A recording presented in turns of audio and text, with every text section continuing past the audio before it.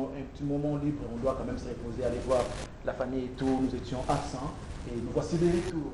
C'est vrai, nous vibrons au rythme de la canne, effectivement, mais n'empêche que cette émission passe et que ça vous apporte la joie, bonne humeur, la gaieté. Surtout, comme j'ai toujours dit, le tube, les nouveautés, interviews, informations, vous aurez dans cette émission Impression. Bienvenue à toutes et à tous. Nous avons le plaisir, mesdames et messieurs, de recevoir pour vous un artiste que ça fait vraiment un bon bout de temps. On n'a pas parlé avec lui en direct de la télé.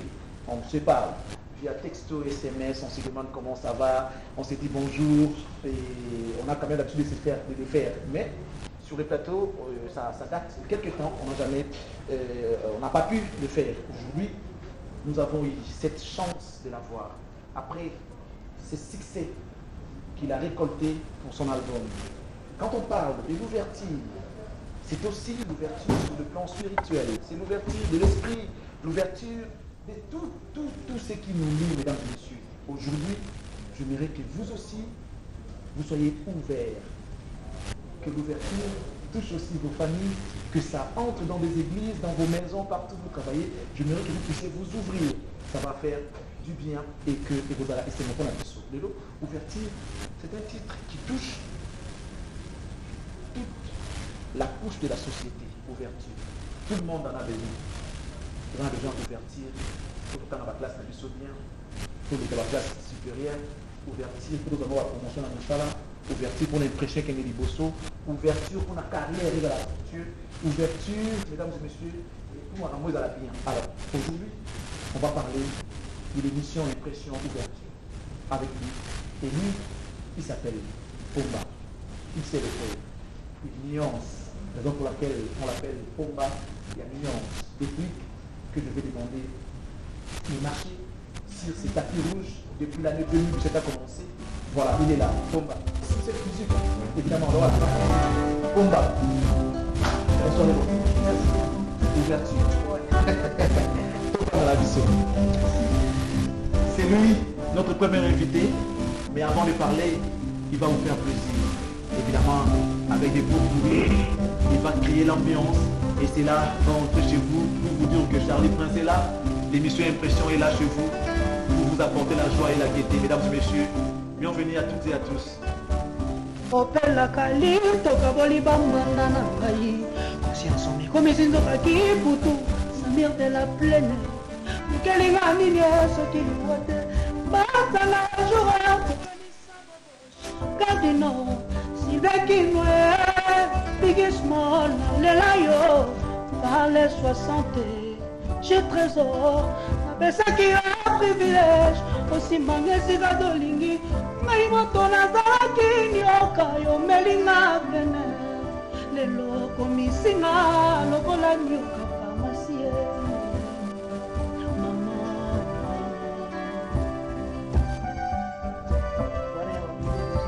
Ça va venir, merci beaucoup, on est avec lui. Pomba ya nuance. Faut garder toujours Pomba ya nuance. Ouais, sinon nous gardons toujours par rapport à Èvre toujours ça là. Voilà. Par rapport à Èvre toujours ça là, toujours gardant pour ebungate quoi moni ba combat bangam. Donc faut toujours toujours na nuance bien pour ça la ba melomano ba otala biso bien makasi quoi. Alors, Pomba le loto on a yo na esprit et ouverture. On a tous appelé la ouverture d'esprit. Ouais. Ouverture et expression. Tout le monde moi vérité mon robot moi tu dans yoga minité. On va le ça fait combien de temps depuis que vous avez eu moro? Sans père Nabino, sa mère musicalement parlant. Ouais, ça fait 3 ans. 3 ans. 3 ans. Mais on te voit toujours bien. Ouais. Bon, ça va pas citer. Non, ils ont idéologie au diable soit qui na wenge. Wenge ninga toujours ka moi ozala moi propre, ils ont bien ka idéologie to yekola pas vieux yango to kotika ngote tout ça la effort moko ata tout ça na gravité mais quand même tout ça présentable surtout les cas écran tout ça toujours présentable et puis moi taxi moko et d'accord se déplacer quoi. Mais tu es baka tant on va chez Bino ba responsabilité dans la moi mingi ya makasité. C'est pas parce que demande dans la moi retard. Mais tant on comme chez you, ce qui veut dire qu'il faut se prendre en charge. Il faut prendre moi en charge. Yo bimi pas na bino le lokéi au boti. moi si voilà bana bon je dis musicalement parlant voilà la sens au boti bana na moi si na yo pour bali maramutu ça veut dire ceux qui na car un moment galère à parler na yo pour te faire car moi nous allons chez nous pour permettre famille na yo il y a comment tu fais en tout cas normalement na souffrir moi trop pour l'album bandima quand même na teka deka oyanga ou na travail album en tout cas ça vraiment dur pour réussir au ça l'album que vous en a producteur vous en a mototé à soutien mais ça vraiment dire ton dimagi ba caprice wana donc ton dimagi ba to ba finga biso pour comme nous l'équipe nzaka qui mutazo fingo pena mais ngana tele pena na nous wana tina moneke na wenge maison mais na qui soutenir pas le roi de la forêt soko l'équipe côté to robeta porte ba fungola mais comme qui yo ebika socio longwe et comme à côté moi pour petit porte na bona ba pour fungola mais to check toujours molende lokola vie moi à l'exception que moi na mbali akolela lela pam baté donc il faut toujours que vous avez la tête haute de valeur. Alors quelle lecture vous avez dans molumwe ba pakanya que ba porte par contre pakanya ba porte on a peut-être sur le mouvement on va porte si alors quelle lecture en tout cas lecture na osenga ba congolais il faut que ça chance pe na batunyoso voilà moi to bokanga ba porte bino obenga biso to za ba ingrat bon mona ke ingratitude ya liboso na banda pe pa ba fanatique pa ba fanatique mona bena ke ba délaisser yo ba mo tala siko ya osani donc non ko sale loté déjà pas que yé osala nini après tant ba ko mona ke mutasali lo ko bien ba fungoli soumeté parce que tant obeta porte mutafungolo le souste et comme que ayé banda zoa ingrat vous comprenez là c'est ce que vous dire semaine passée on est dans salarié na senga moi congé na si ba chef na bino nzoto sala moi bien na pe moment moké na bita moi tout pas médecin na na moi ngambo moi libanda kuna ko sala médecin sala moi sala moi examen siko semaine on a salarié na benga mundanga mo buka ka ningi za lokona saki dimanche on a te na bengi ba lundi ya buleka on na bengi pour na système na muna yambanga ti siko lelo kaka awa et comme ninga moko asalaki afanga bino après biso awa Charlie Prince azo beka passer l'émission on a un message non bon dimanche mon frère siko siko bemado to souffrant nango on dit que ça bien to souffrant nango lelo bato abi que c'est une musique qui ont marché bien parce que en termes B ils a trop tu es de même avis que bato lo babo ouais na même avis na bango que en termes mabe qui tellement trop bolingo pe zati to lingani te au mona ke depuis que ngasa moi pas moko boye ndeti par exemple ndena utaki ko kende photo bakangenga na avana kota avec arrêté mais otala na ba snap parce que ndeti to yeba ni te ba mbena ke moto kinga ya sala kana intel bazala kana to yeba ni biso na biso ba ministère to biki ya tambola kana intel mais au mona ke yo bakangio mais bato ça ba snap syrien bakangio tali pena ka za mutu pena ya musicien mais na ndimite ke na snap ba mite na mutu na ye voilà c'est que mutu na autorisant monde ti ba makamba bon mais pourquoi bino bolinka ke tant bino bokenda ba poto bokenda ka bozonga ba ninga ba souffrir so ba ninga ba zuma occasion ali bino bomoni lokwa bakangi depuis kale tant ba bimisinga discours échangé te ay ozo mukanda ya ozonga Kinshasa. Tu comprends? Donc, alors, on va aujourd'hui leur faire voir que depuis que c'est un artiste, il mourra artiste. Ouais. Je vais écouter là pour les cas, ils ont eu Zara Moussala. Fais-leur plaisir. N'a pas tout à n'a pas tout n'a pas raille, il va candider des plics, il va candider syrien. On met en moté, c'est une belle voix. N'a qui combat et nuance, on a pour ça la plaisir. Chers amis, vous suivez depuis Kinshasa, nous voyons que cette émission est en direct sur la FTV 1 et que nous sommes sur le plateau l'artiste déplique combat et nuance, l'homme de l'ouverture. Ouvrez vos esprits, mesdames. Chérie, azali kalita bagunga na lingaka ata babrake oloba na zambu na yoye wana likonga kokoma te na motema économiste na ngai matisa biche atolobi tokende katanga ye nakoboya te chérie ata sikoye nyonso kosenga mama eza dispoye mpona yo eza na formule moko esilisaka pomba mawa kaka soki namoni yo moto nga nalingaka kende mosika te kokoma likambo sakala mama machelinga sakala mama sakala mama Benoît César démissionna age pusanaki age pusani na kotika yote bebe sukali ya bolingo nimi na zwa diabete soki olingaka nga tianga na musike ke koma trop tard je peux risquer ma vie oh mama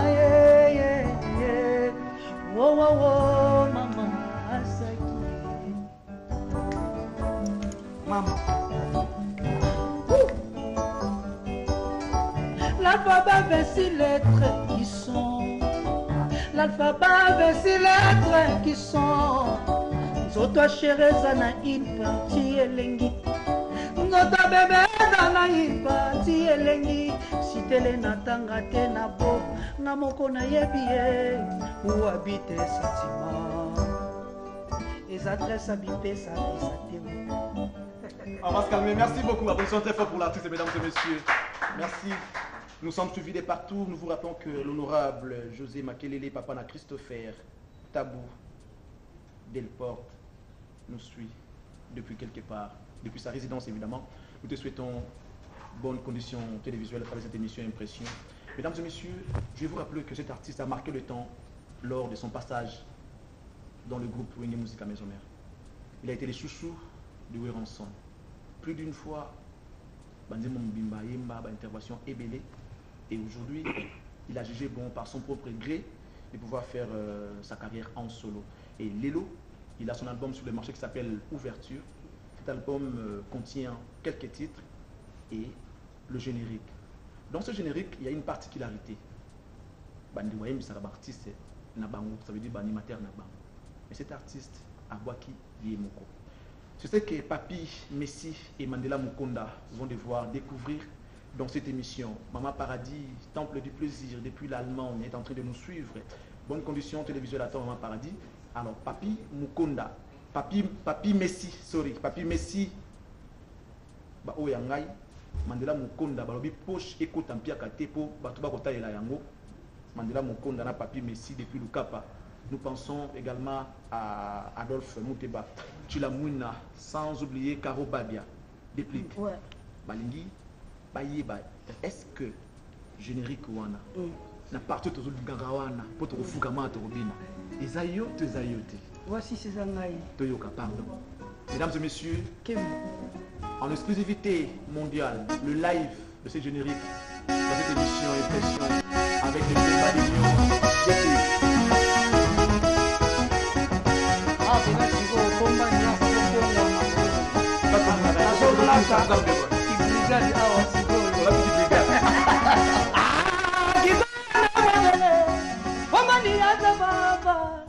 Mesdames et messieurs, voici pour vous des plus que Pomba Yagnon qui vous démontre les génériques chantés au studio et aujourd'hui, voici les lives dans l'émission Impression en exclusivité mondiale. Suivez.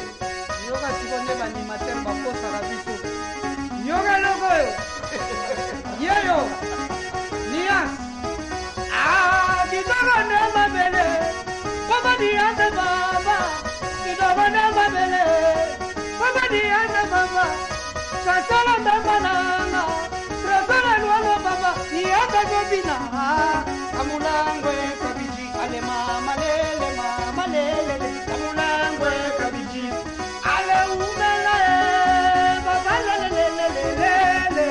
Umela Zamio.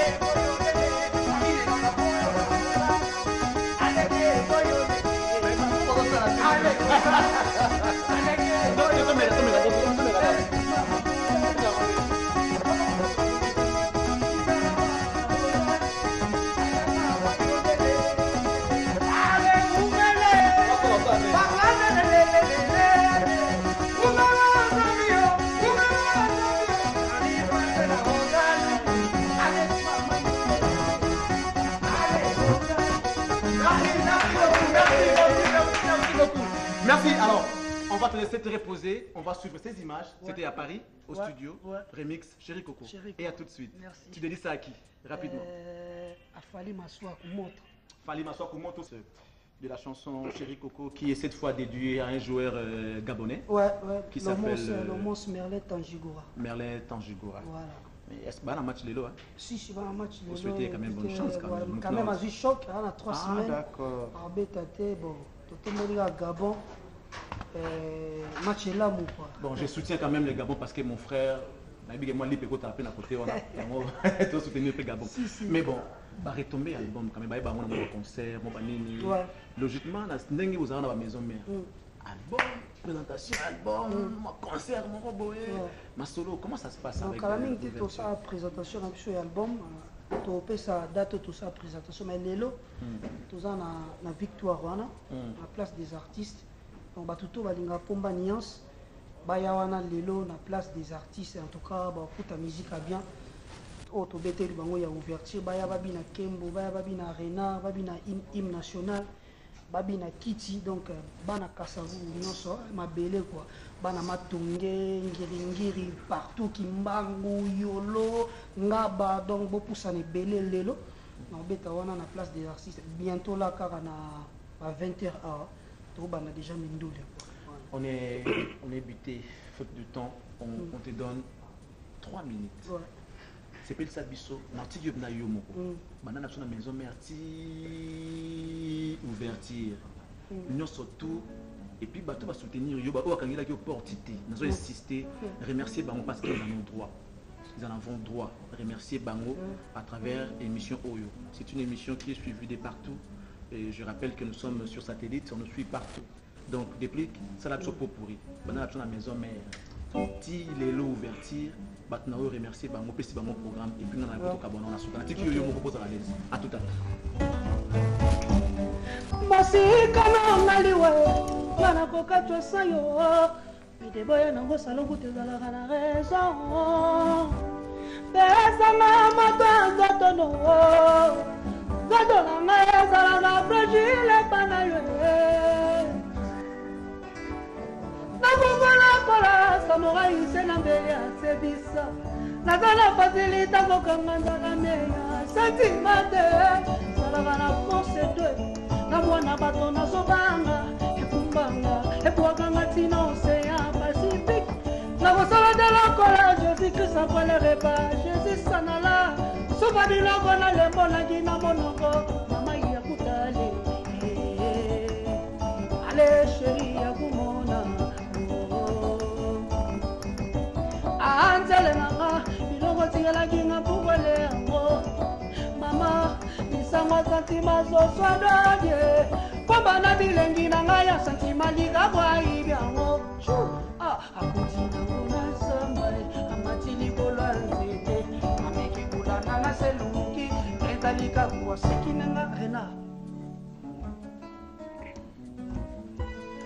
oyo eza biloko tokoyoka lelo boye ebele lelo kwa place des artistes. Mon artiste la bino pomba ni yaso ni fao. Nalala kizanga imayela ozala baba mara swebi sugar. Fera ka de musique atengi. Ozala kizogi na wala mama na zogi putulu yende. Mama na ye. Mama ye. Nagota mama nagota zambaye. Nagota zambaye. Inagota zambaye. Nagota zambaye paleto na salani. Namena babokeske wana nde okozonga soki simite na koluka na soki ya première qualité naloka babanananga babutu mpe bamoi obatikolanga bolingo nanga namonela pasi batendrese babisu mpona bangoye ali maswa ceki lokosa moto balimboko basoso mboko ekoti bataba nagotazambaye nagotazambaye mama nagota Jeli, oh papa, na kolaba mbula bono, na kabonosa, chérie, problème imaya bana wa, chérie, libale contino kilo. Merci, on ne pourra pas te laisser chanter, aussi ça se côté. Mesdames et messieurs, je vous recommande qu'une seule chose. Vous qui aimez Charles Prince, qui nous écoutez, vous qui nous suivez, cet artiste mérite votre soutien. Très jeune, très poli, respectueux, talentueux, et ça demande votre soutien pour musique, mais ça anime. Et qu'il ait le beau et l'esprit de l'ouverture. Depuis que sinon, un grand merci. Voilà. Non, mais ça n'a pas s'il vous plaît. L'artiste va parler quand même.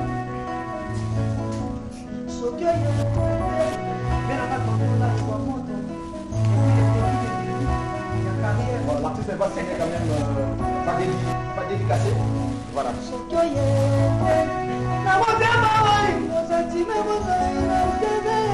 Merci. Officiellement par Déplique lui-même. Merci beaucoup l'artiste. Mais les gens ont dit,